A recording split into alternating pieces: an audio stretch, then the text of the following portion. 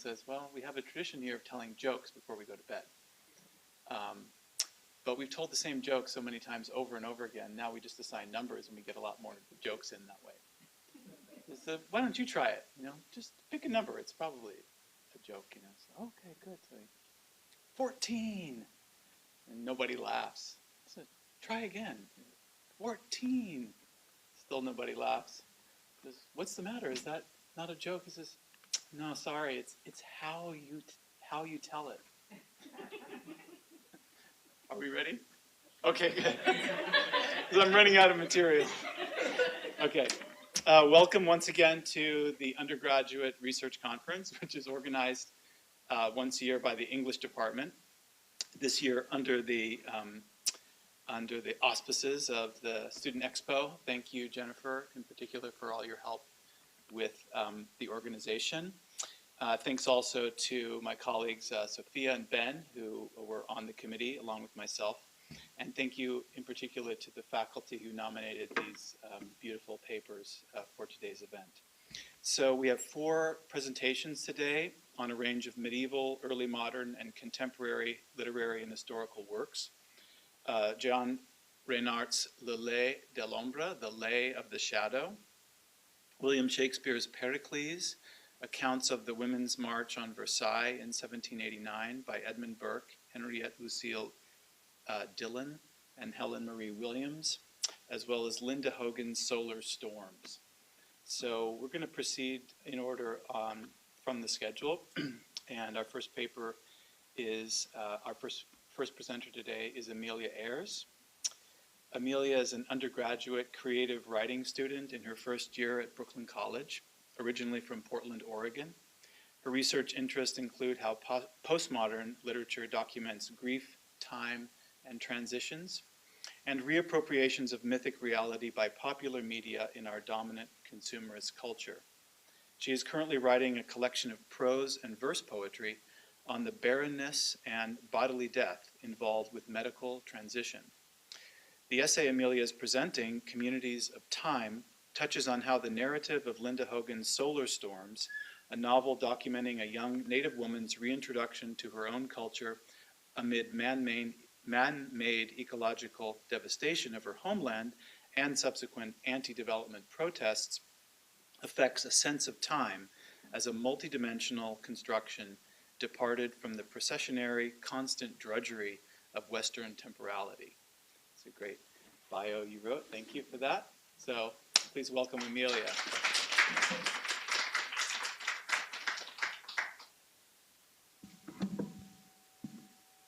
Oh, is the mic actually on? Or no? Hi, my name's Amelia. Like I wrote in the bio, this essay is on time in Linda Hogan's Solar Storms. Don't have any slides, so you just have to be captivated by my wonderful oration.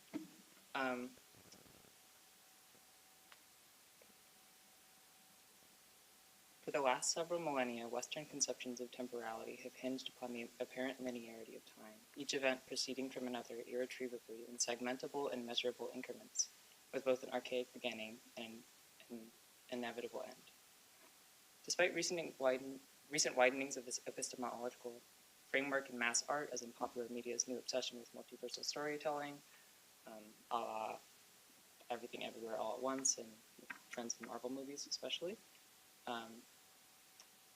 the processive, singularly linear representation of time remains, lurking invisibly in much of the West's knowledge structures, from cultural studies to technology to ecology. This linearity inevitably has a direction. From the earliest writings in the European canon, we find a downward slope to time as it refers to man, his mastery over and separation from the earth. Hesiod, writing around the 8th century BCE, considered each age of man to be echoes of the first, each processive generation after the agrarian pacifistic Golden Age growing more violent, cruel, domineering, and sinful. The Garden of Eden represents an irretrievable golden age of man being one with nature before the original sin.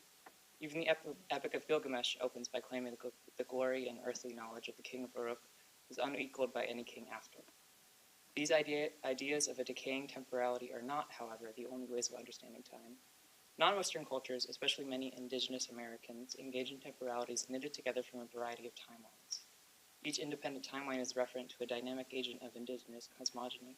Specifically in Linda Hogan's work, there's clans of specific species like beaver, the mythic trickster spirit, Wolverine, and the Bear Clan, each with their own interdependent origin, engaging together in acts of building, cross-species sustenance, and respectful coexistence to create the land, upon which a material and spiritual culture of interdependence relies. Each age is not an echoic Xerox of the last, it is a healthy and natural continuation of the interdependent decisions and necessities of all life upon earth. It does not follow only one direction, as in Western conceptions of time, nor only one agent, humanity. The land itself, constituted of a web of evolving dependencies between living beings and natural forces, passes through time in many coexisting directions.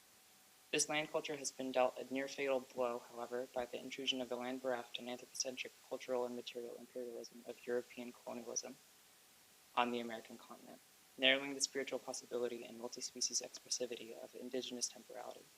A multiplicity of affecting vectors of time make up the land, and the multiple temporal agents constructing the land lose their ability to make or affect anything when the devastation of settler colonialism got so much of an indigenous person's ecology.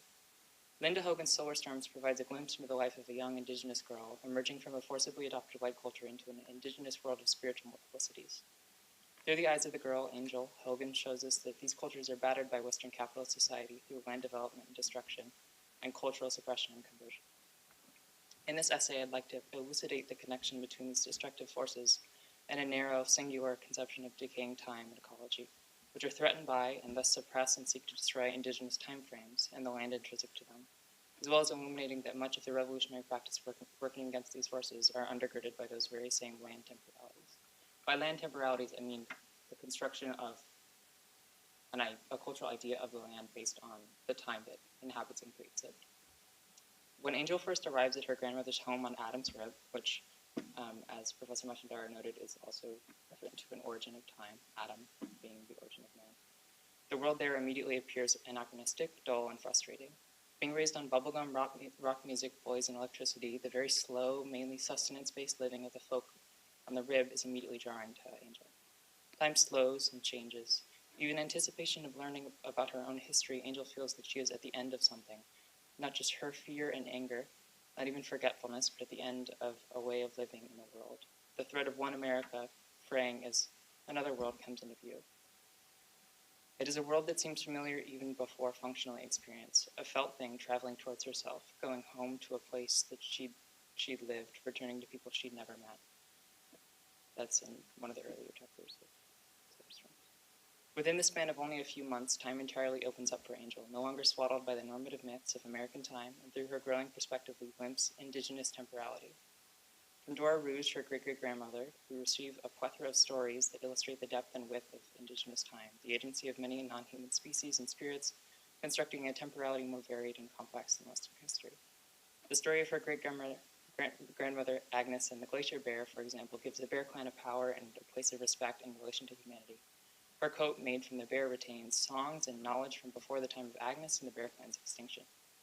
Their powerful spirit is still bound up in the land, and the rage of the Bear Clan consumes Western men, hearing branches snap, breathing in the forest as the force of the bear emerges from up out of the land into hearts and minds. These stories bypass a history that tells of their extinction, circumventing a temporality that hinges on their physical expiration for one of spiritual continuation. Dora Rouge's connection with the spiritual realm and her long passed on husband mirrors this as she pulls advice, anecdotes, and rituals from the past. The stories and rituals emerging from them are indigenous history, documenting the world as it was in the density of its mythic character, species, and clans. And even when viewed looking backwards to the shade of physical destruction, they remain pertinent and powerful to a post-colonial present. Many lost things, places, and people, often destroyed or corrupted by the intrusion of white settlers, retain a concrete power and importance to the current indigenous world. The stories come at an angle towards the present, resisting a singular linearity or processional schema of time, and arrive from time departed but not necessarily lost. Much of what Dora Rouge and later Tulik communicate to Angel about dreaming practices, especially plant dreaming or dreaming animals that they may hunt or the next destinations on their general journey, seem to be extinct or at least rarefied forms of communication between man and earth. until Angel finds her way into it on her own. She suddenly comes into ancient knowledge considered culturally or materially departed besides those very old who remember despite lacking the skill. Angel receives and revives the storied practice of her people in a way inexplicable unless time and land are bound up in an interdependent dance. The land is bound together with cultural, animal, and spiritual practices and stories that seem to repair one another as they are affected in colonization. As Leslie Marmon-Silko remarks about Pueblo stories in her essay, Language and Literature from a Pueblo Perspective, quote, Pueblo expression resembles something like a spider's web, with many little threads radiating from the center, crisscrossing each other, with the linguistic medium of speech conveying the indigenous reality of the world as a crisscrossing series of stories and non-human peoples. For both Silko's Pueblo culture and Angels, the author Hogan is Chickasaw, the world is only describable through a polyphonic story of multiplicities, of story within story, the idea that one story is only the beginning of many stories in the sense that stories never truly end. This is not to say that indigenous stories and practices are entirely resistant to the destructive effects of ecological destruction and cultural suppression, or that there is an inevitable renewal exemplified in the non-linearity of Angel's description of time.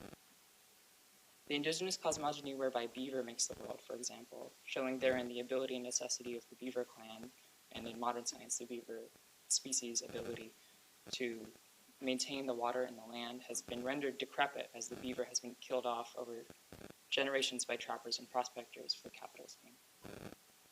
Currently, this story provides no recourse or parable guidance beyond the knowledge of why the land is in such a dire state, at most providing a potential hope of return and repopulation rather than a satisfying explanation for the land's construction. These stories in many ways are calcified by the desolation of their cultures, peoples, and lands they belong to. Most of the reason that the storied knowledge of spirits and people feel as if they exhibit any kind of before and after temporality is because of the massive and continuing deadly force of colonialism, with before being the multi-stranded indigenous order of life and an after of fated existence and narrow time. Western epistemologies for the land and the time that constructs it have long been limited, as stated in the introduction, to viewing the world as a procession of increasingly sinful and degraded echoes. Christian ethics regard material reality with incredible derision, greatly prejudicing spiritual pursuits and moreover separating those pursuits from the physical world. If anything, the world is valued only when tuned to reflect ideas of a kind of Augustinian heavenly city, an ideal to strive for on the way to and in resplendent mimicry of the New Testament end of time. Christian theology maps man's clear and immediate departure from a sinless coexistence with the world as a beginning mark for time's arrow, proceeding from a holy origin by way of original sin and returning to that holiness by way of human dominion over the earth, similar to God's dominion in creation like that. Just an aside here, it's also interesting to note that some Christian practices have the world being innately sinful because it is kind of a devil aspect of the demiurge. It's created by another divinity that is not a true divinity. And so corrupting, or not corrupting, but managing that and taking control of it is an act of divine providence, essentially.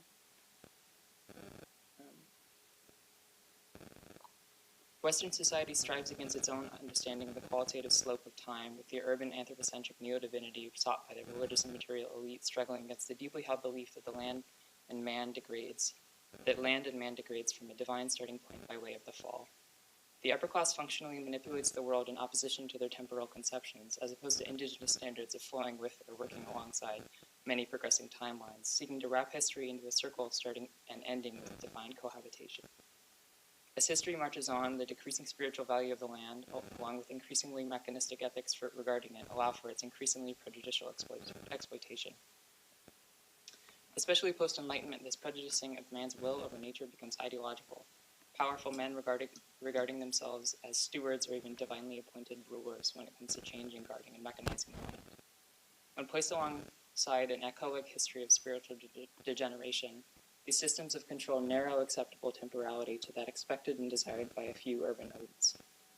Essentially, this has led to an ethic of the upper class pursuing hedonistic and ease-of-life comforts at the expense of both nature and the people whose labor is utilized to exploit it. Murray Bookchin, in the chapter on the emergence of hierarchy in his seminal book, The Ecology of Freedom, remarks on the evolving definition of need and how it reshapes social evolution. Quote, just as the production of commodities is no longer related to their function, Objects of real utility, so once, are no longer related to humanity's sense of its real needs. They assume a fetishized form, and a rational dimension seem to determine the destiny of the people who produce and consume them. The idea of time proceeding from one generation of increasingly desolate, greedy, and manipulative men after the other becomes self-fulfilling. Over time, through the economic and cultural systems of capitalist imperialism and colonialism, this air of mutable veracity on whim of the rich and powerful extends to more than just land. For Western elites, the manipulation and degradation of cultures and peoples, especially outside the West, is as desirable, human, and economically necessary as a hierarchy over the land, thus privileging singularly Western ideas of how time, earth, and humanity should proceed, even as it further limits the multidimensional expression of people and their land cultures all over the world. These decay and stewardship epistemologies, terms that I got from J. Bard Callcott, provide an ethic allowing for disruptive changes to ecology, as well as a unique conception of necessary mastery over chronological time and the processive evolution of the world, its inhabitants, its cultures, and its technology. Their worldview runs largely counter to a more complex indigenous temporality. In Linda Hogan's solar storm, specifically the damming project's long history of trapping to extinction of various fauna, especially beaver, and general suppression and disruption of indigenous culture, exhibit the destructive effects of this system. The question of whether to retain their cultural autonomy or give in to the societal system appears to the indigenous fat eaters, that is, Angel's ethnic group, as essentially a choice between Western agriculture and technology and development and religion, or death. Essentially a choice between a narrow singularity or non-existence. Even the missionary projects and their half-abandonment at the Holy Spring Town display this winnowing of time, intending for all the peoples of the world to subscribe to the finite singularity of Christian cosmogony, and thus by proxy to the mastery of man over land with little regard for ecological necessity. The introduction of modern amenities like electricity also show this narrowness. In a Western view, all places everywhere must obviously require this specific way of living, and to live otherwise would be to be an aberrance of Western conceptions of land manipulation, and run counter to a proper view of time. The violence against the land and time of Angel's people, the fat eaters, is not coincidental, however. Because of their beliefs and their origin outside the Western core, the fat eaters are, in such a narrow temporality, peripheral. The future state the imperialist West sees itself occupying is one where the world is overrun by white, capitalistic, developed Christian, urbanized livings, moving along the same singular temporality, with those not white at the very least satisfying the other conditions and or in some way being subservient or proletarian to a Western core. Everyone else lies in the periphery of narrowed time, both disregarded as non-entities and simultaneously addressed as threatening to the normative. The fat eaters, despite living upon their land for thousands of years and having an intimate relationship with the time needed to make it up, are disregarded as inconsequential objectors, or at worst dangerous and savage resistors to developmental projects that would destroy their storied livings. Angel remarks on this in the meetings with the project's corporate bosses. Quote, "And when the officials and attorneys spoke, their language didn't hold a thought for the life of water or a regard for the land that sustained people from the beginning of time. They didn't remember the sacred treaties between humans and animals. Our words were powerless besides their figures, their measurements, and ledgers. I looked around the room at the people who had lived there for so long, people with knowledge and with roots deeper than time. To the builders of dams, we were dark outsiders whose lives had no relevance to them. They ignored our existence until we resisted their dams, or interrupted their economy, or spoiled their sport. The fat eaters, or truly, as they were originally known, the beautiful peoples, expansive multi-origin and ecologically centered conceptions of land and time, run directly counter to European ideological tenets of development, and thus are made invisible and irrelevant to the necessity of the damming project, along with many other ecological and economic projects. Bookchin tells us that the development of need, exegetic to natural and organic practices of living, is the same development of hierarchy over people. And so the beautiful people resist their colonization threefold, fighting back against land exploitation, cultural conversion, and the crossroads of the two, where hierarchical materialism maligns the intimacy between land and people. Because of the people's cultural and material resistance to enforced necessity, they are rendered both as exploitable anathema and inconsequential by the forces of Western power. Their forced invisibility is necessary because direct acknowledgement of indigeneity is inimical to the narrowing of time. Even Westerners who side with the natives, like Miss Lampier or Mr. Orenson, are susceptible to its paradigm-shattering influence given enough exposure and extended residence on jeopardized land. When not being disregarded, these beliefs erode Western tendencies, Angel being the prime example. Even fresh off the heels of breaking from Western sensibility and inundating herself in the culture of her people, she becomes a key player in galvanizing resistance to the project using the stories that weave together indigenous temporality to full effect. At the crux of tension between police, builders, and natives, Angel becomes Wolverine, the cosmogonic trickster spirit, and adopts the timeless entity's persona from an ancient story where the Wolverine stole food from humans, seeking to starve them off its land.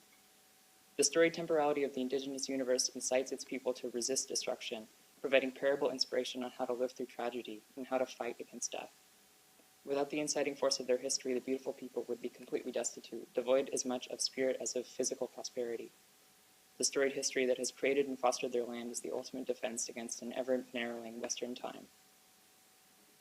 Ultimately, we can see how much the division between the settlers and the indigenous folks stemmed from conflict between their evaluations of the intimate relationship between land and the desiderata of history. When one culture is forever trying to find itself closer to shepherded perfection in its works upon the earth, generation by generation, and feels it has every right to change the world in its sinful march through history, and the other continually seeks to understand, listen to, and live with the needs and stories of the earth that contains, loves, and houses its people, there will inevitably be conflict. The agency of the indigenous people who require temperance and respectful engagement with the world's ecology and all cultural and land practices will always undermine the agency of the settler who destroys, takes, rapes, and instrumentalizes for his own material good. In the settler view, the land and the indigenous people upon it need to be destroyed, and with the degradation of that land and the temporality intrinsic to it, often through imperialistic and racially motivated capitalist ventures. Through this, he proves the superiority of his ideology. At the same time, the greatest revolution against the settler is to remain unbroken in the indigenous time, living and resisting and building upon a temporality inimical to the settler's rapacity. The greatest resistance is to deny that time and land must be made narrow.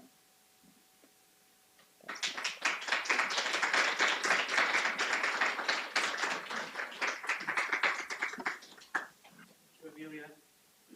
So we will have all 4 papers and then questions at the end. That's the thanks so much. Okay, so our next speaker today is Joseph Bucci, who is a first semester transfer student from Kingsborough Community College, an amateur photographer, and an avid birder.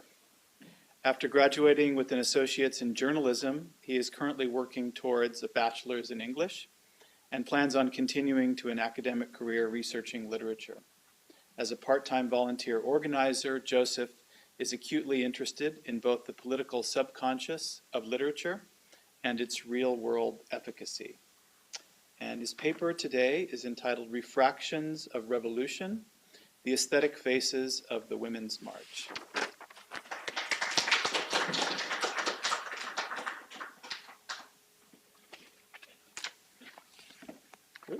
Hello, I am Joe. And yeah, like Professor Mashandaro said, I'm presenting Refractions of Revolution, the Aesthetic Faces of the Women's March. So, borrowing from Roland Barthes' mythologies, speaking about something, as opposed to speaking the act, robs the employed language of its own meaning, and instead uses that language as a piece towards its own end. Additionally, Barthes suggests that this hemorrhaging of meaning, from the real and political to the pure and ideological, is used mostly by the right, as a way of maintaining reality without maintaining the aesthetic, while revolutionary language proper cannot be mythical. With this broad concept in mind, we can look at multiple accounts of the same real act, the Women's March on Versailles of October 1789, and how each uses their language about the events to create new meanings. Edmund Burke's Reflections of the Revolutions of France, Henriette Lucie Dillon's Reflection of the Revolution and the Empire, and Helen Maria Williams' Letters Written in France in the Summer of 1790 to a Friend in England, each include different details, fabricated or otherwise, to spin the same chain of events into a strand of their own narrative. As Barthes posited that the right is the dominant user of myth, we will first begin by comparing the dramatic fabrications of Burke's commentary to the more temperate memoirs of Dillon. First, it is unclear exactly where Burke draws his details from. Dylan, or Dillon, I'm not sure how to say it, witnessed events surrounding the morning of October 6th personally, but acknowledges that she was sleeping during the actual invasion of the palace. She instead recounts events through what her husband, who was assigned second in command of the National Guard, had told her. There are some details corroborated by both. There was one guard in front of the Queen's chamber, and the Queen had to flee to the King through hidden passages. However, the differences in particular language used begins to elucidate the role of these details in their greater place. On the topic of the lone guard, Burke writes, "The Queen was first startled by the sentinel at her door, who cried out to her to save herself by flight, that this was the last proof of fidelity he could give, that they were on him and he was dead. Instantly he was cut down." I should have hired an actor for these ones. On the same guard, Dylan writes, "The proof that no extra precautions had been taken is found in the facts that the assassins arrived at the top of the staircase, fell suddenly upon the only guard who was posted in this place, was quickly cut down by these miserable creatures. His body was pushed aside into the embrasure of the window, which saved his life." So right away, the fate of the guard is disputed. But more interestingly, the depiction of the lone guard has different implications to each writer. Dylan makes it clear that she sees the lack of preparation on part of the royal family as a symbol of their ineptitude. She previously mentions the unfortunate Queen was too unaware and immature to compose herself properly around the National Guard, and the King acted insufficiently to the masses demanding bread outside of his palace. She also acknowledges the pitiful state of the miserable creatures during the bread shortage. The picture she paints is that at the very least, this particular set of monarchs were unfit to protect themselves during a crisis, let alone govern a people. Burke's fixation on the fidelity of the lone guard, by contrast, serves two purposes: to venerate the values of the guard, who would give their life for the Queen, and to point to the moral corruption of French society.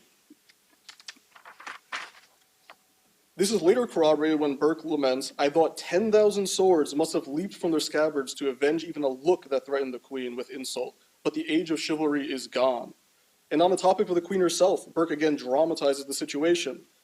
"A band of cruel ruffians and assassins, reeking with the guard's blood, rushed into the chamber of the Queen and pierced with 100 strokes of bayonets and poniards that bed from which this persecuted woman had barely had time to fly almost naked.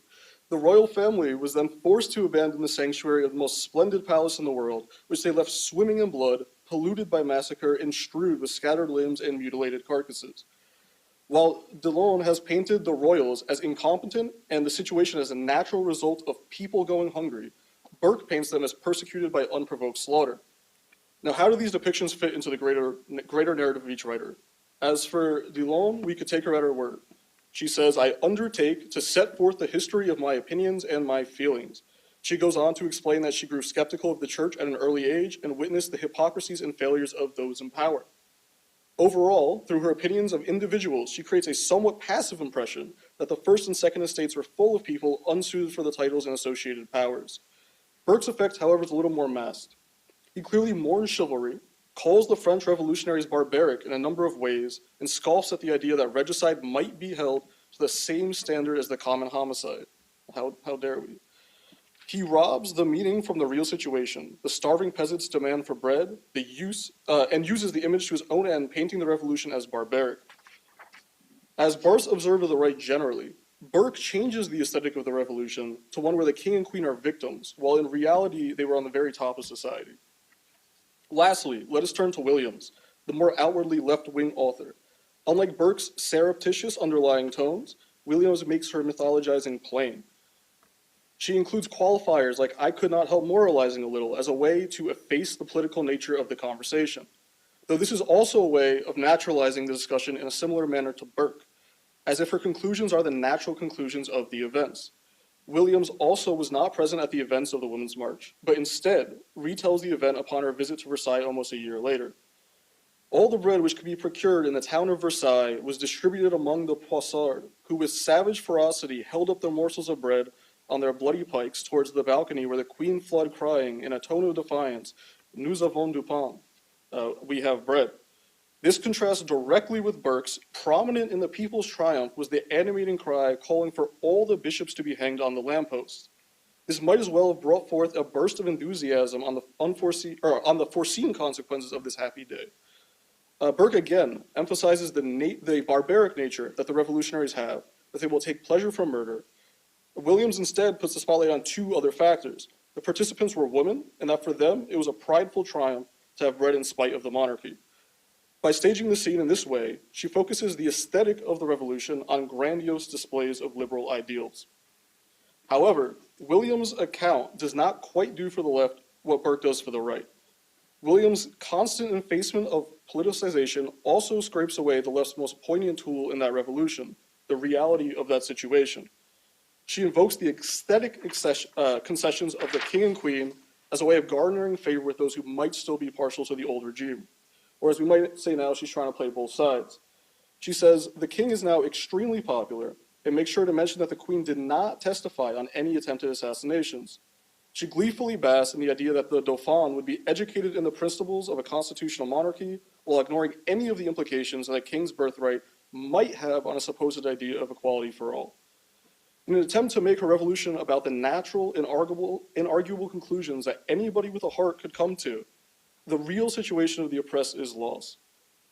Maybe her letters did change some minds, but under a constitutional monarchy and under bourgeois democracy as we see now, the ideal of equality does not quite beget the reality of equality.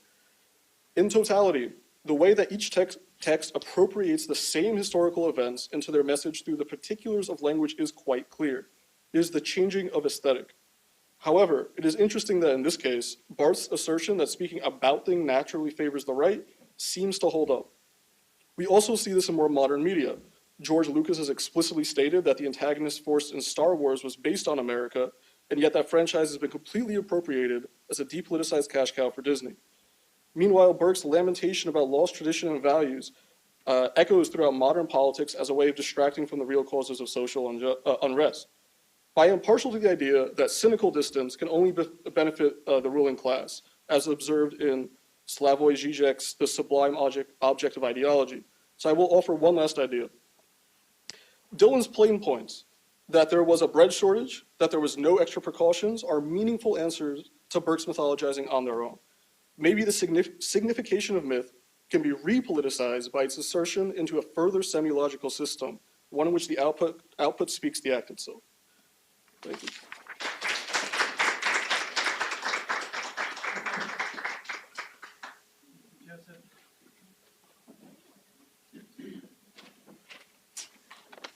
Okay, so we have up next is Kelly Christmas, who is an English and classics major with an interest in all things theoretical, particularly in the arts.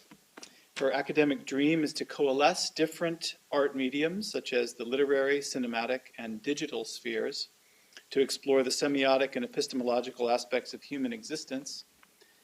In examining these processes, the aim, she says, is to aid in reshaping and reconstructing the socio-cultural world as we know it. The title of her paper today is Le lait de l'ombre, To See, to Dream, to Touch. And proud to mention that she wrote this paper for my class. Thank you.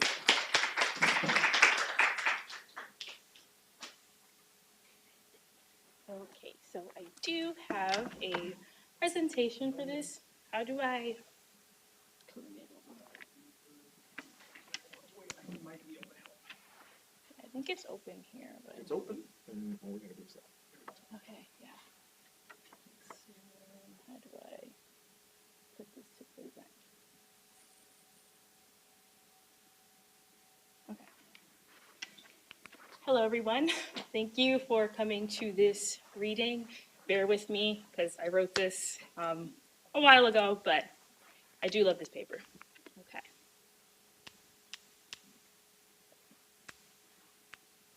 So, this is my presentation for Le lait de l'ombre, To See, to Dream, to Touch. I'm going to grab this off of here, sorry. In Le lait de l'ombre, Jean Renard crafts a tale of courtly love, where a knight has fallen in love with a lady from afar. When he professes his love and proposes, she denies him. However, the knight is unwilling to waver and sneaks a ring onto her hand so that he may see her again. When he's unsuccessful and is told, well, when he's successful and is told to return, the lady denies him once more, and so the knight attempts another tactic. He drops the ring onto her reflection in a well. Impressed with such a clever trick, the lady then accepts his proposal and embraces his love. Within Jean Renard's poem, there lies a transcendental thread between seeing and affecting, reflection and image, and dreaming as creating. This thread offers a reconstruction of perception where the corporeal is imposed by the absent, creating a relationship between memory and action. Even further, these impressions become actualized via the absent wanting to consummate its creations onto the physical. So, that's an error, my bad. Okay. So here I actually talk about Augustine's 3 modes of seeing. The text is a little wonky, so I'll break it down myself. He argues that there's 3 ways with optical theory and how to see. So there's the physical, like when we think of love, we see the letters like L-O-V-E. Then there's also the spiritual. So when we think of love, we think of maybe people that we know. We see their actual bodies in our mind, and he argues that those are absent bodies. Then there's also the intellectual form of love, and that is a sense of we know love outside of just people that we remember or situations that we remember, more of like a deeper feeling and sensing of love. We don't necessarily have to imagine a body. We can get an essence of love outside of the physical. Okay.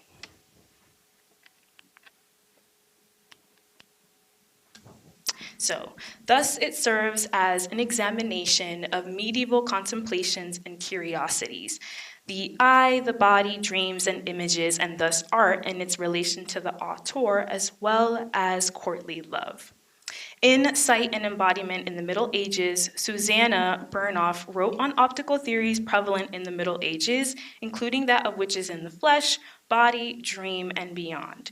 In 2 readings of La Ley de l'Ombre, Sarah Kay provided different interpretations of the Renard text. In some perspectives, Kay linked the relationship between dreams, illusions, reality, and that of the mere reality, with Narcissus referenced as an example. In Self-Images and Perspicuous Representations, Reflection Philosophy in the Glass Mirror, Anna Maud detailed the relationship between perception, the mind mirror, and the historical or social reflection of thought. To preface La Ley de l'Ombre, it is critical to examine the structure of the lay. Before the lay even began, Jean Renard started it with a note to readers. I want to put my wits to a use which is not idle. I have no wish to resemble those who are worthless and destroy everything. Renard made clear his writing gift was no regular gift. In fact, he wanted to use it to create something that didn't resemble what is worthless and destroys everything. There is a self-awareness in this statement that is both cheeky and true, and Renard seems to be aware of the arrogancy of it, but pokes at the auteur and the auteurs that were. His art is his own and will sound and look like his own. What does that mean? What does the word resemble do in this statement? How is mirroring and reflection already evoking purpose before the tale has begun?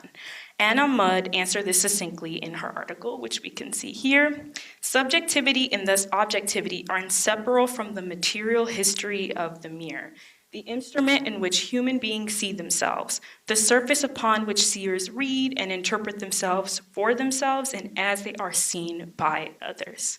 In this example, though a mirror is different from resemble or reflect, the mirror will act as a variable for resemble, solely for the purpose of the example in text. Mudd establishes a perspective that Renard likely shared. His art would inevitably be compared to others' art. More poignantly, his art would always act as something that would contrast, reflect, or contextualize the world around him. Readers would take La Ley de l'Ombre and read it against the text of others, examining Renard themselves and the world through it. It would ultimately act as a sort of mirror whether he liked it or not. Thus, Renard decided to play along, and so he did. His art would stand to represent and state something true and worthwhile and be put to good use. Nevertheless, resemble, though close to a mirror, is not truly a mirror. What is a mirror then? What is reflection? And thus, what is an image? For Lacan, the mirror locks the child within its binary logic. The world and others are reduced to a version of the self through absolute identification or alienation. The mirror is a thread or tool for reflection, but also an image. It is a universal concept used for identification and examination and analysis of self, the world, and us through the world. Burnoff even mentions alienation. If what one sees does not match the universal version of oneself through the world, then one might feel alienated. It also is the world through us and the world in us, an image that serves both as copy and something of its own. Again, the text is a little messed up, but that's okay. I just wanted you guys to see this image. So, reflection is the action of an object, surface, in reflecting light, heat, sound, or other forms of reflection without absorbing it.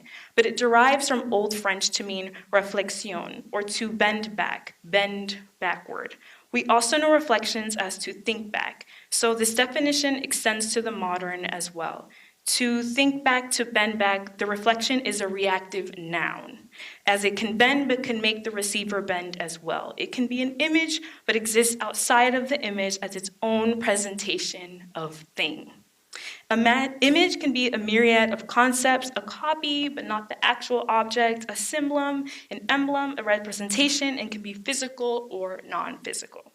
While these concepts establish, Renard's lie will begin to make sense under the lens of this paper. Towards the start, the knight is described in great detail.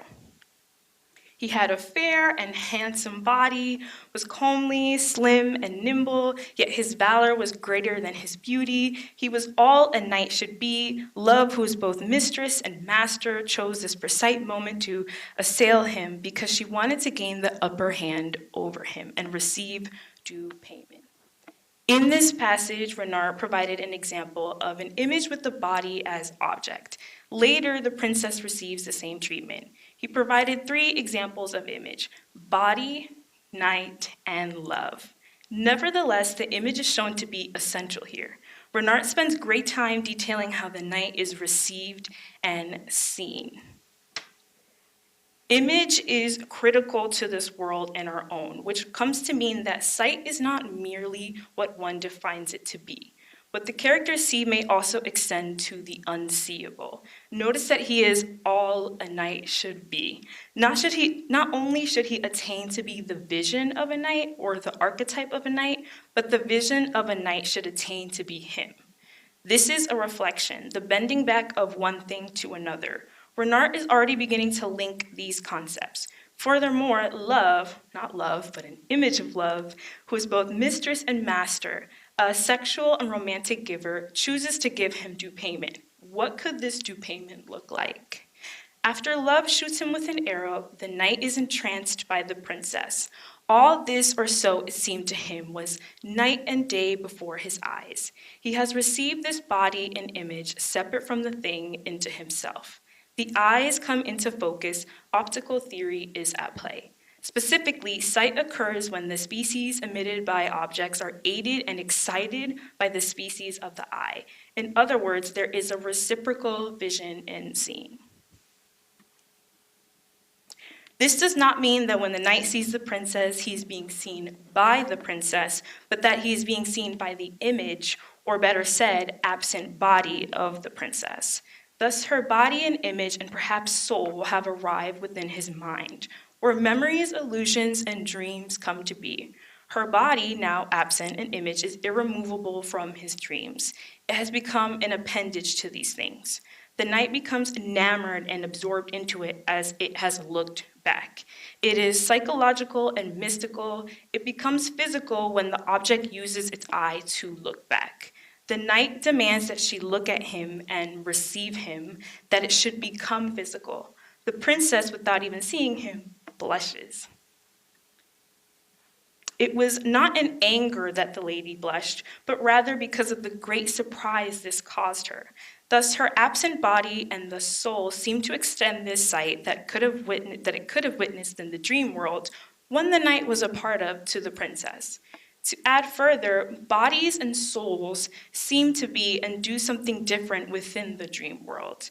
Not only do they seem to contain elements of the image, but they also seem to contain elements that exist beyond us, revelations of a world and space that can disengage from the physical world, explore the spaces in between, and compose creations of its own, all while configuring the true essence of these things.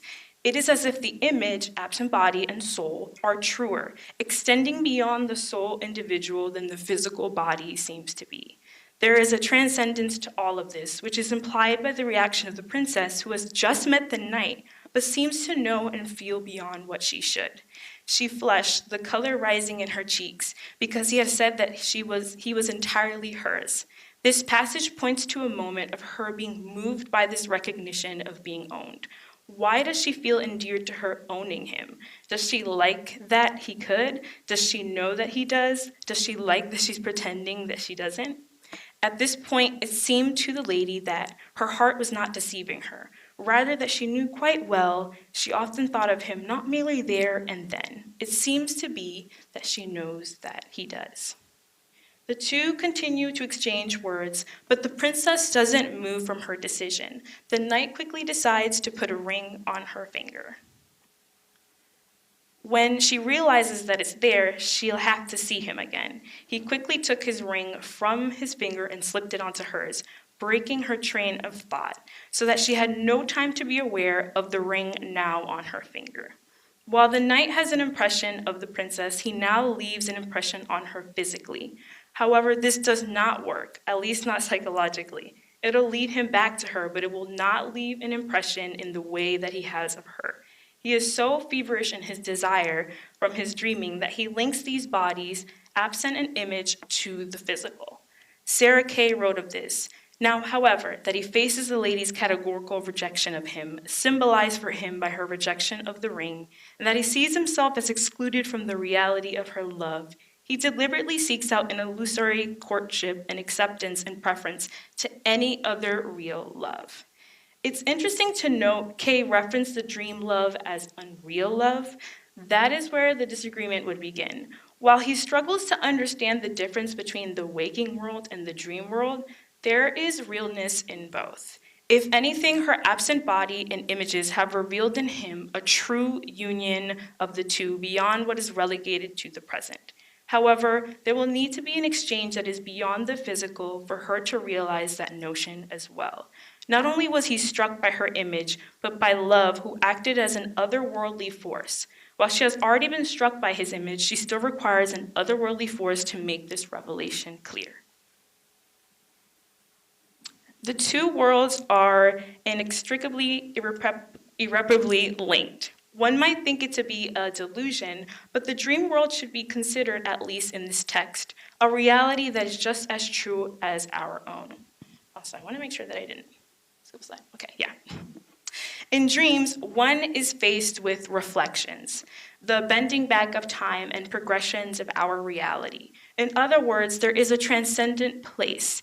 It is also overflowing in the body, absent an image, acting as a place that is now a mirror and a reflection. One tends to remember an event as a copy, and then remember the memory of that copy as time goes on.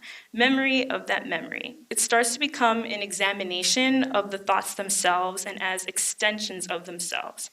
Furthermore, bodies seem to exist as if they were pressing over each other in one's mind. As stated in the thesis, it becomes an examination of the self, the world through us and us through the world.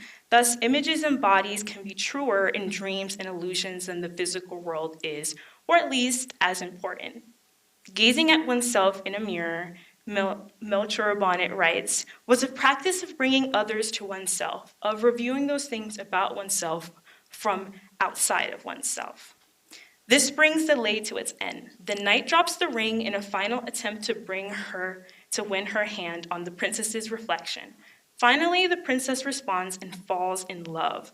The water rippled gently as the ring fell into it, and when the reflection broke up, "Look, my lady," he said.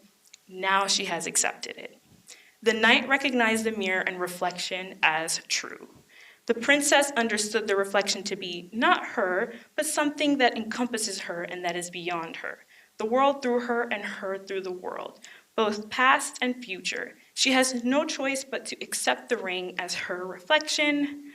It has accepted the ring. Additionally, there is the interpretation that the reflected acted as a representation of behavior she must attend to as the lover in courtly love.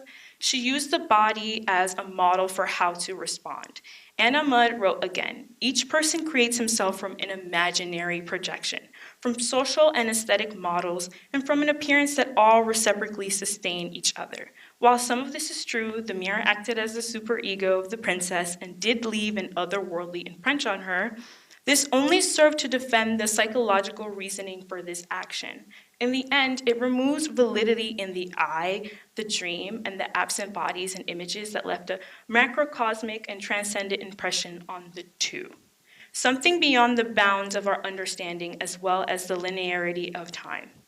It's made evident by the two seeming to recognize one another before even speaking to each other. There is a union there already. This is due to the models the two are aware they should follow. However, if that were true, the princess would never accept. Sarah Kay noted, she seems fully resolved to return the ring and shows her continuing regard for social norms, like selecting the well in their courtyard as a meeting place. In other words, she knew what model behavior to attend to, but ultimately continued to let the night come into her presence again. Why not get rid of the ring? Why not toss it over a window? Why beckon him back? There is the courtesy and respect of giving the ring back. However, there still appears to be a role that she's continuing to play. She has to keep the chase going and she has to lead him back. This didn't seem to be a case of superficial interest. This also wasn't just a tale. Renard just shows off this isn't Renard showing off his prowess here. As stated in the first paragraph, Renard would surely poke and prod at the traditions and absurdity of this courtly love, but also there is an element of truth to Renard's cheekiness. He knew the lie would be taken as applicable to something. The whole theme is courtly love, a timely medieval tale, but there seemed to be an awareness of truth beneath the surface of this. While this is a critique of courtly love, of modeling and conditioning oneself to the demands of courtly love, there also seems to be a level of mystic understanding. The two are interested in one another for the optics, the body, and its images, but also because of the density of these images, the density of seeing, reflecting, and dreaming. Sarah Kay, Anna Maud, Suzanne Bernoff confirm this. The eyes are beings. They carry an active and passive role in life and love. When the knight and the princess saw each other, it seemed they saw beyond each other and into the world, or the world saw them.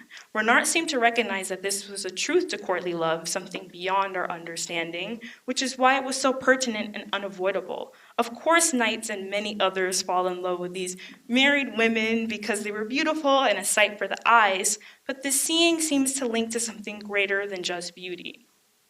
It's the world around them that they were falling in love with, the world through the bodies of one another. It's the conditioning and the society, but also the art of seeing, of being entranced, of feeling disconnected from time and space. In the same way, Renard seemed to entrance and disconnect the reader from time through the lie. He recognized the weight of courtly love, but also love in all its forms, art included. Perhaps he was the knight who was handsome and well-received, and readers were the princess, suspicious but knowing. Either way, the lie is not tongue-in-cheek for the sake of it. Renard was intentional about optics and dreams so that the readers would understand the extension and boundlessness of being, loving, and artistry. Without one, the other three are impossible. Thank you, guys. So I had to cite all this awesome imagery because it's pretty awesome stuff. And I think this is a Russian painter / sketch artist. I think his name is Pavel. I can't even pronounce the last name, but he's amazing. So definitely go check out his art.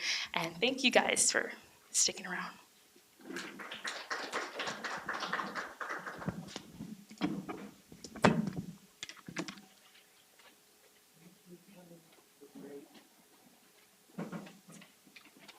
Okay, we have one more presentation today from Tiffany Hinchy. Did I say, hope I said your last name correctly. Tiffany is a transfer student at Brooklyn College, originally from Tempe, Arizona, former actor turned poet. Tiffany will be graduating in May with a BFA in creative writing. As a mother of two, Tiffany is grateful for the opportunity to return to school and engage with the community of writers and educators at Brooklyn College. She is thrilled to share work that touches on both her passion for language and her love of theater, and has been allotted in the selection of her paper on Shakespeare's Pericles. The title of her paper is Pericles' Ocean and the Limits of Human Control. And you have a slideshow? Oh, you have it right there. Perfect. Thank you.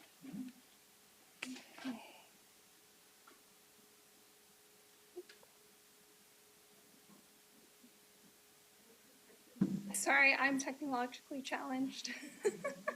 Be patient with me.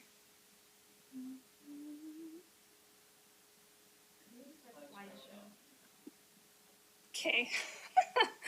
Okay, there we go. Beautiful. Okay. Throughout Shakespeare's tragedies and tragic comedies, irrevocable choices lead characters to disastrous fates. Usually the play's conclusions contain a warning or moral, which the audience can take heed of in their own lives. Pericles has something different to teach us. The titular character is of goodwill and his actions follow in kind. He is honest, ethical, and loving. He makes reasonable choices given his outrageous circumstances, and yet he is met with catastrophe after catastrophe on his journey. These life-altering events seem to be largely tied to the ocean itself, or at the very least, they are realized in traveling by sea. So what exactly is the significance of the ocean in this play? The vast body of water and its great power serve to remind us that the influence of our choices is limited. While we may do our best to design our lives, some amount of fate lies beyond our grasp. There are things that happen to us which cannot be prevented by an individual's intentions, deeds, or thorough planning.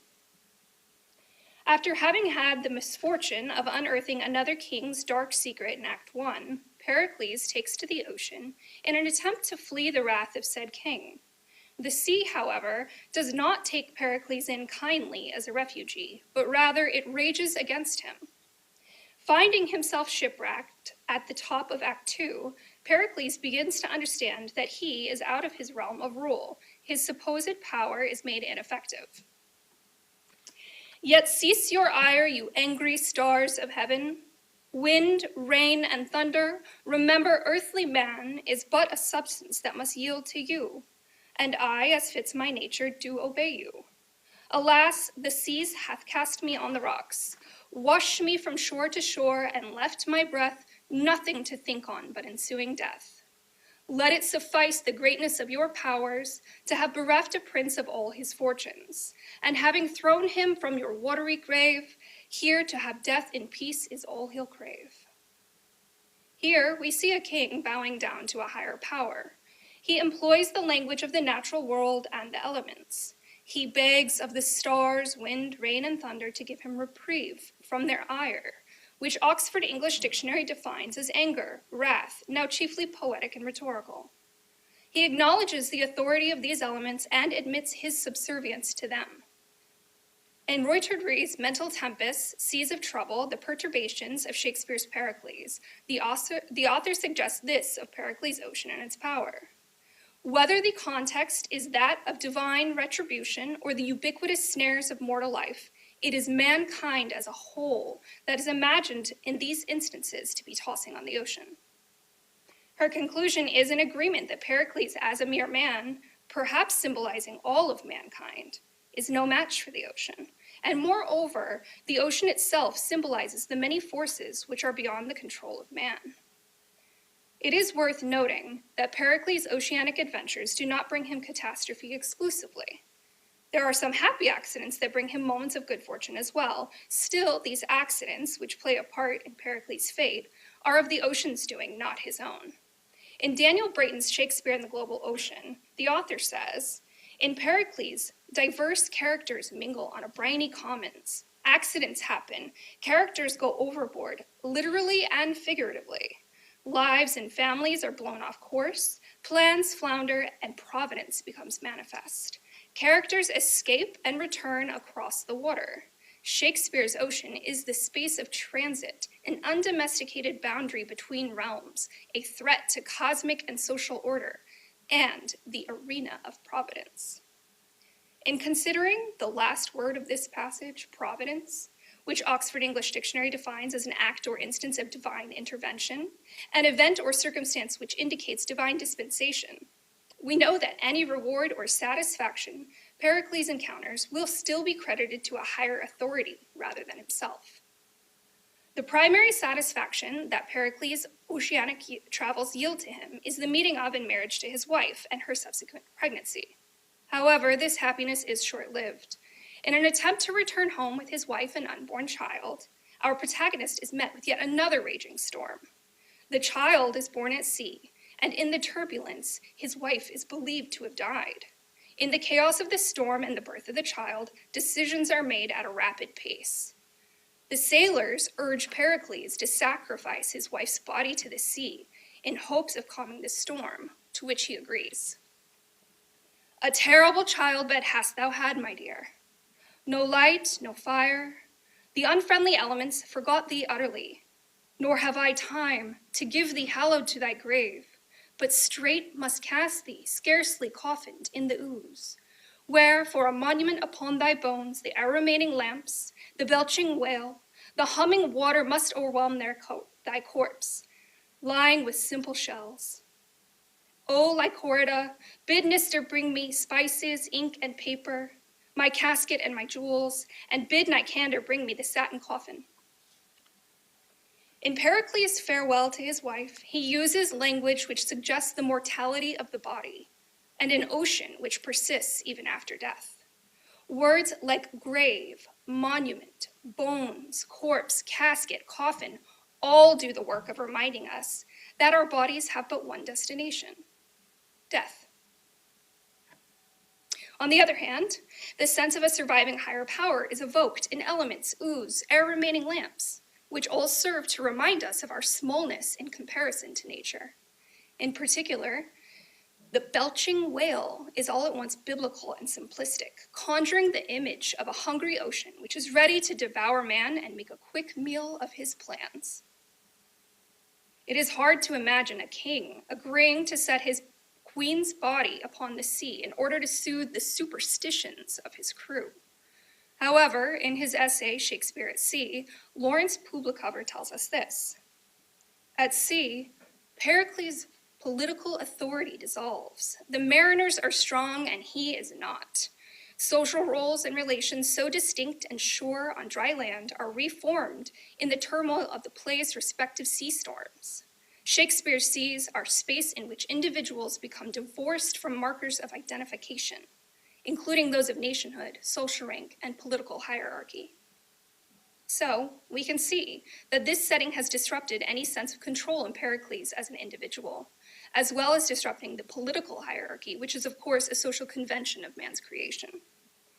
Something particularly interesting about Pericles relinquishing his wife's body to the ocean is the fact that she is not entirely dead.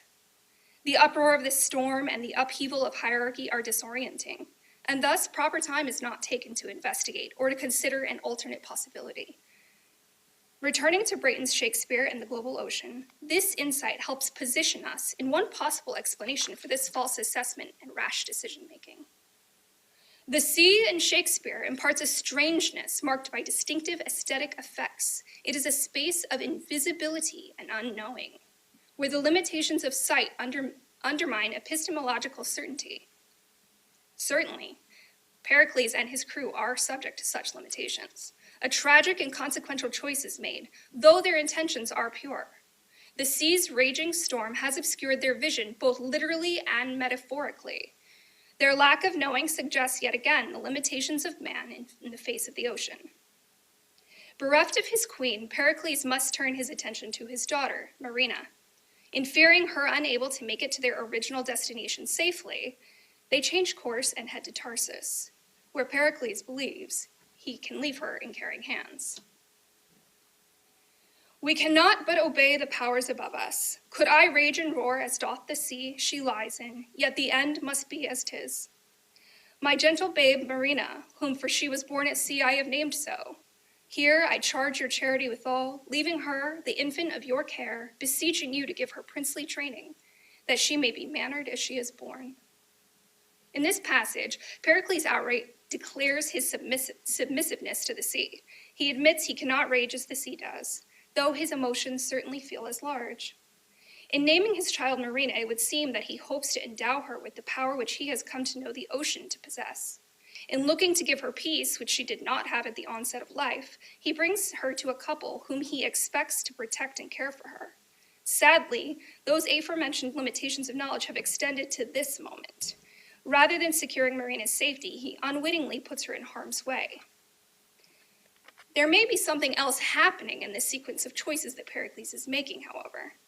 It could be said that Pericles is learning to let go of control, or rather, the illusion of control. At this point, one bit of clarity that our protagonist is able to come upon is that he is not the great authority in his life that he may have once believed, and thus we see him let go of both his queen and their daughter, being made passive by the grandeur of the ocean. This grandeur of the ocean is such that its power extends to the land as well.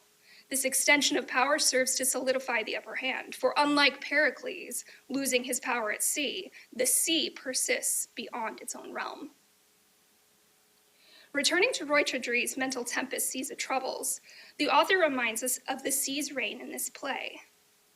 Populated with mariners, shore dwellers, fishermen, and pirates, much of Pericles unfolds on board ships in a number of ports as well as on the high seas, in the tempest and in the calm.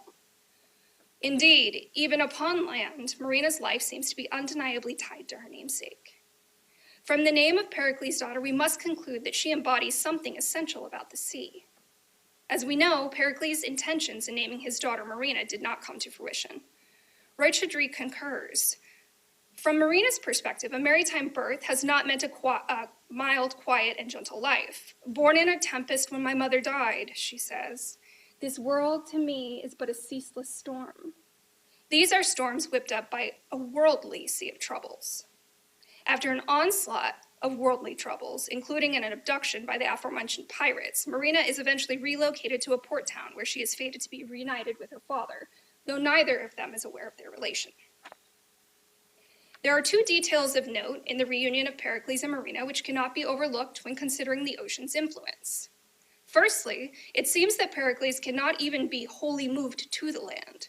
In his state of grief, he remains aboard his ship, where Marina comes to meet him. Furthermore, Pericles' arrival to the port town where Marina resides happens to be during the time that Neptune is honored, Neptune being the god of the sea. Pericles has shown himself to be bound to the ocean in more ways than one, becoming increasingly tethered to the power that he now knows outranks his own. Upon discovering Marina's identity, Pericles has this to say. O Helicanus, strike me, honored sir. Give me a gash, put me to present pain, lest this great sea of joys rushing upon me o'erbear the shores of my mortality, and drown me with their sweetness. O come hither, thou that begettest him, and did thee beget. Thou that was born at sea, buried at Tarsus, and found at sea again. O Helicanus, down on thy knees, thank the holy gods as loud as thunder threatens us. This is Marina. At this point, we can see that Pericles has come to attribute all things, good and bad, to the ocean. In this passage, he evokes images of birth and death, joy and pain, all of which are tied to the images of sea, shores, holy gods, loud as thunder. Pericles' joy in being reunited with his daughter is a great sea rushing upon him.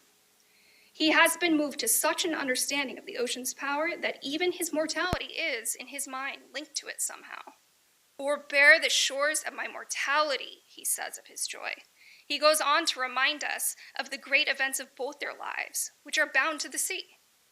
Thou that wast born at sea, buried at Tarsus, and found at sea again. The language Pericles uses here, and throughout the play, points to the power dynamic between himself and the sea. He brings forth an understanding of his own mortality and his ultimate subservience to the power which has had a greater say in his fate than he has. Indeed, Pericles is a play of a humbling nature.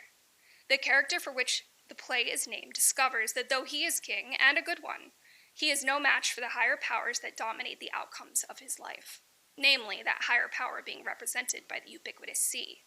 Traveling by and coming up against the ocean, Pericles sets himself on a journey to discover that the sea is the ultimate authority.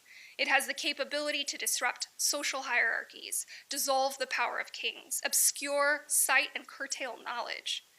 He also makes discoveries of understanding about mortality, an eventual relinquishing of control and admission of his subservience.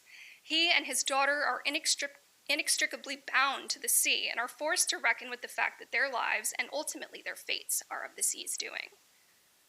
All of this reminds the audience that though they too may be of good intent and their deeds in kind, there are things that lie beyond human control. We all must find ourselves humbled if we are to see clearly and come to know that in being human, we are set down with limitations, just as Pericles is.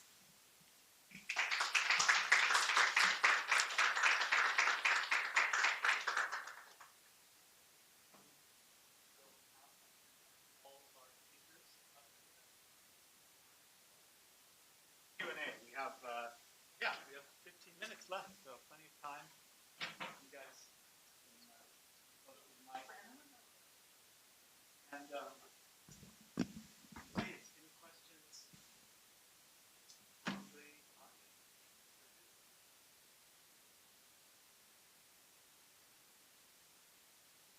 No. Yeah, I'm willing to address it.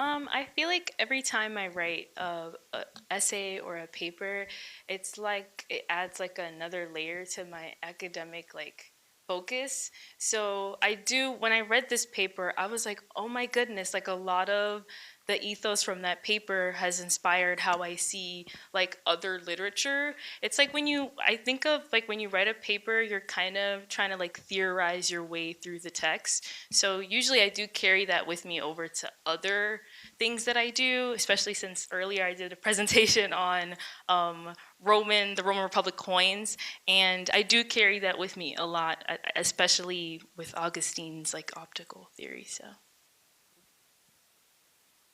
Yeah, I mean, not just with academic work, but even like creative work. I think you become a reader in your own writing, and you're forced to assess it from the new position of whatever like material conditions you are currently in, and I think it creates a interesting contrast where you're kind of forced to reckon with like the limitations of your intent in writing, but also the limitations of your writing as like it's not as whole as you want it to be, I guess.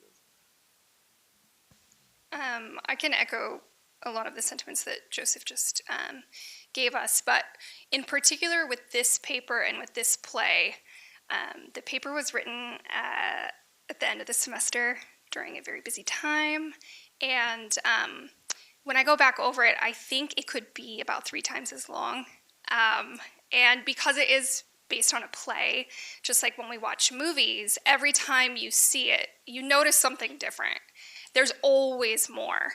And in particular, I have to say that the class that this was written for, I had the honor of having Professor Pollard give us a lot of insight based on her own research in regards to the company of actors that were involved, and knowing the circumstances around which the historical context of when the play was written definitely influenced what I had to say, but I didn't have enough time or room to include it.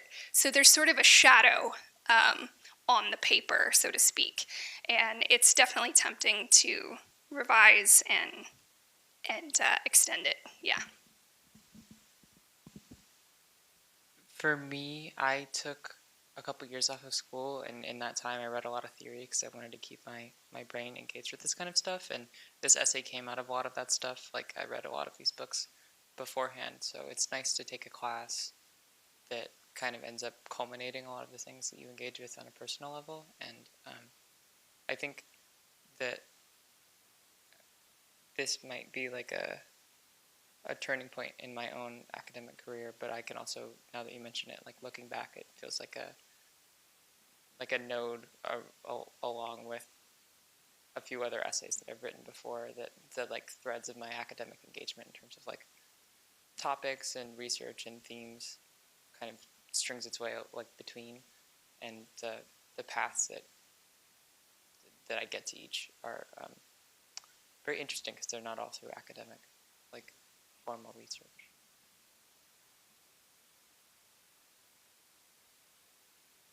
I have a question for Kelly, if you don't mind.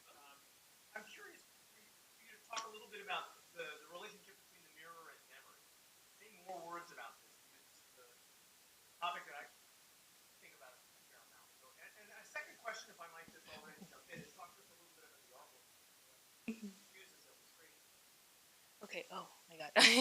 So, mirror and memory. I feel like whenever we look in a mirror, it gives us a second to think about previous ideologies. Like when you're looking in a mirror, you're already comparing yourself to a past version of yourself, or you're thinking about like the world through yourself. So like, oh my God, I have acne, or oh my God, there's like a crooked tooth. Like those are not things that I feel like are natural to us. Those are things that we kind of absorb from the world around us. And every time we're in front of a mirror, it kind of lets us reflect back on those things. So I think the relationship between a mirror is very key. And every time we take a second to like step in front of a mirror and actually think about what we're thinking about, we can really get into terms of like, who are we? And then who is the world? And what is this relationship that I have with the world? So yeah, and then I forgot your second question.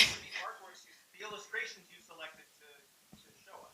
So yeah, I really immediately when I knew that I was talking about like optical theory, I knew I had to get some like Russian surrealist art, because every time I like look at like Russian art, it really kind of makes you feel like the art is looking at you, especially at the end when you see like the eye and how there's like so many, you don't even know what you're looking at. So a lot of those works were from, like I mentioned, I think his name is Pavel Chagavlo. Yes, very great surrealist artist. He has several works that talk about just the body. He's always examining the body and the eye, and I knew I had to put him in here because I wanted something that, like, when you're looking at it, you're thinking about the text, but then you're also thinking about, like, the actual forms of body and eyes and the actual images of knights and princesses, and, like, what does that mean? There's different princes and there's different knights and there's different, so I wanted people to get thinking about that as well as the lie.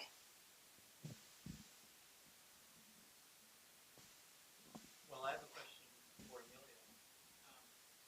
One is just actually a quick question about whether you're familiar with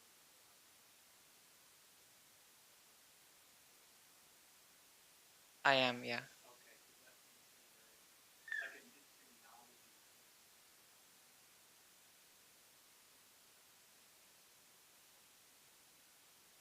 Different locale.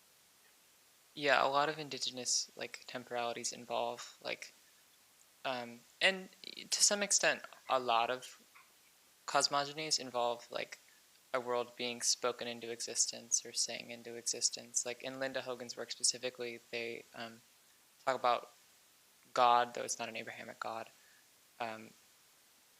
creating the world through words and stories, and it extends beyond the 7 days of Genesis into 25 days and 30 days, and they learn how to like I want to say like avoid enmity among other things, or learn how to like find food. And it's because Native Americans, or specifically this group of people, spent that long engaging in the act of like speaking creation, that they avoided a lot of the kind of capriciousness and avarice of Western society, because they spent so long creating themselves with the world.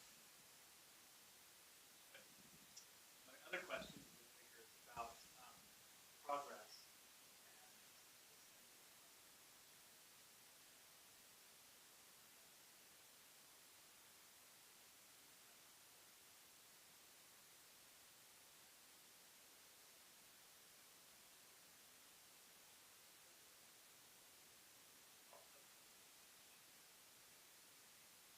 time is sort of going, we're all going somewhere, we're arriving somewhere.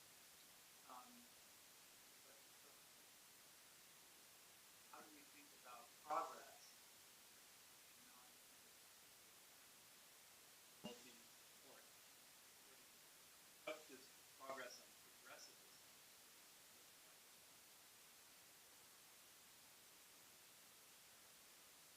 Often try to instrumentalize itself through this language.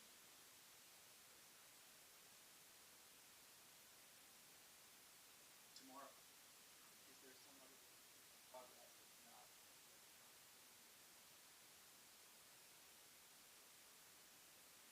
Yeah, there is kind of a paradox there, because a lot of the non-linear conceptions of time are burdened with that overbearing linear conception that makes life all about progress and all about progression, technological progression, cultural progression. So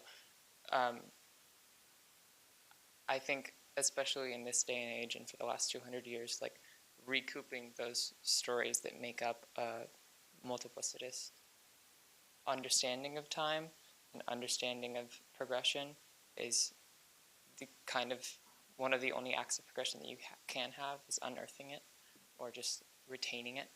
But I think in terms of like actually progressing that idea, it's, and this is also a return, but bringing back that interdependence, bringing back a sense of like interplay between what rightfully should be considered like agents of the land and of time, like different species, and that extends beyond just animals, like forests and algae systems and the weather, even like allowing that interplay of natural forces to create a kind of conversation rather than the single voice of humanity, which defines progress almost entirely as technological, like what you were saying.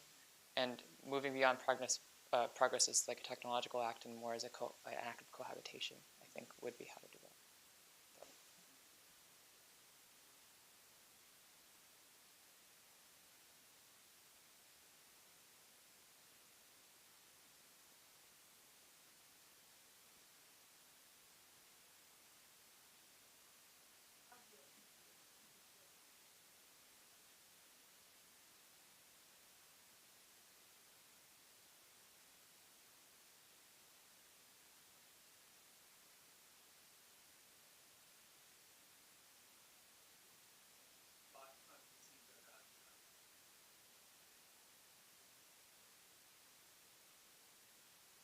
There's like a regular cyclical nature to native time, whereas like you can't consider like Western time to be cyclical, and yet in the sense that it like we start from God, we descend, and then hopefully we return to God in the rapture or Armageddon or whatever.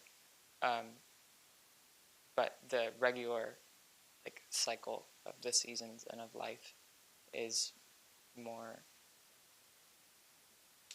of what you're saying.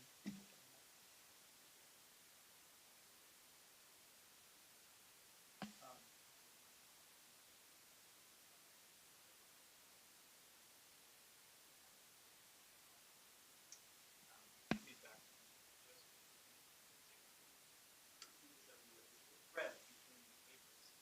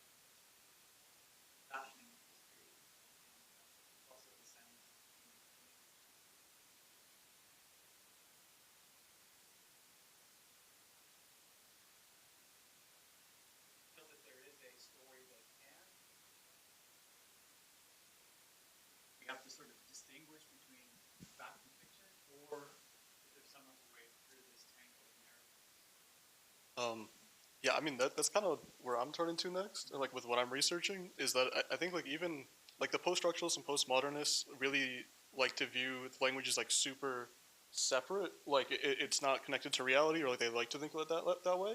But at the same time, they acknowledge that like writing always does come from like a system of power, and I think in the production of stories and in the interpretation of stories is like where reality is rooted and it's in the strongest. So maybe if we focus on those two aspects, we get like the most real, like interpret or like the most real elements of literature, I guess. Any thoughts on this question? Time in particular. Well, I think time is a really hairy subject for us in a consumerist capitalistic society. We're really obsessed with making time productive. We're really obsessed with keeping time, with watching the time, making it pass as quickly as possible with the least amount of discomfort, right? If you're a meditator, you know that 3 minutes feels awfully different while you're sitting than it does when you're doom scrolling, right? Social media. And I think something that's really relevant to this paper, of course, is what we all went through with COVID, right? All of a sudden, there was this disruption of time. You hear people talk about it constantly, like the blur of the 2020 through still. But then, there was almost this sense of like, hey, maybe we've been doing this wrong. And a lot of people had the opportunity to rethink how they spend their time, what they want to do with their time, what their time means.